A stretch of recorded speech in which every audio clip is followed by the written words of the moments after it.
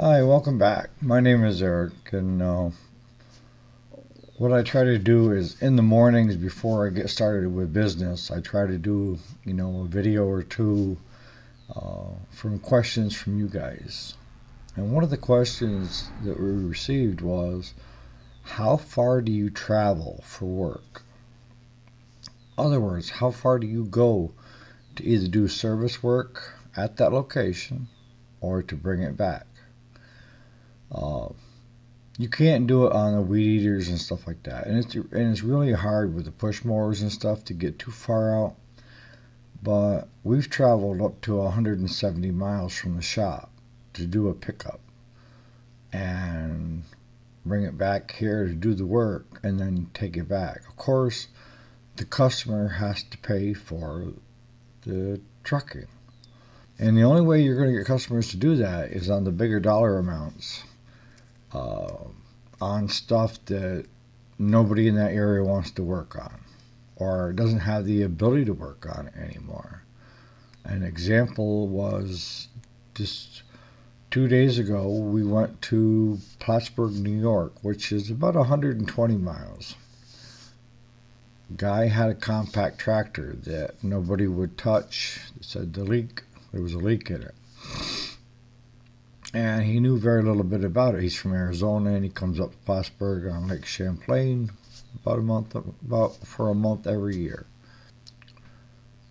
We got it back here. The whole transmission housing, there's a pinhole right up through it.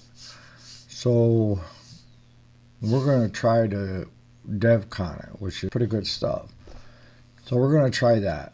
But the customer already knows right up front, this is what you're looking at. We can try this. If it works, great. If it doesn't, is it really worth having John Deere rebuild your whole rear end?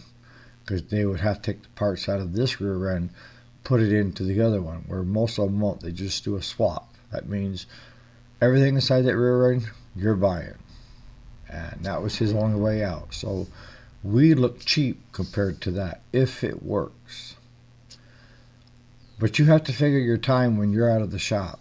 You know, what I look at is we charge $40 an hour for lawn and garden.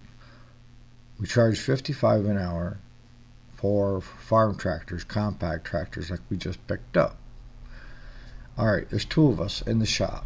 If both of us have to go, then I have to figure out the wages for the two of us for that whole day.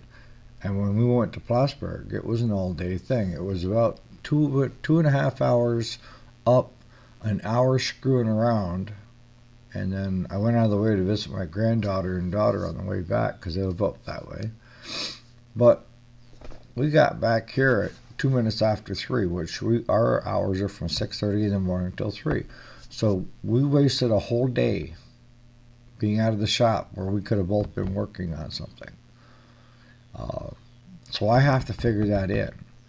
But if you don't have a lot of work in your shop, you need to go get it and bring it back to your shop. Another idea would be to set up drop-off locations. Ask customers along the way, is there a place everybody can drop it off with being tagged and stuff, and then we'll pick it up? So one day you might be going to this town, the next day to the other town, the next day the other. It all depends on location. So if you're in the city, of course, it's blocks instead of miles. So I hope that's kind of helped some of you guys out there that have been trying to figure out, how far to go to get stuff. And as far as side hustles, today we're going to go up to a local lake, Trout Lake, and we're going to be putting in the mini excavator, or taking the mini excavator with us to put in a pontoon boat and a runabout and a set of docks for one of the people that come up on the lake for the summer. If you want to see that video, just say something. We'll post it on here as well. Don't let them side hustles get away. If you're not swamped with work, find the work, take the work. All right, so we'll catch you on the next video. Thanks so much for watching.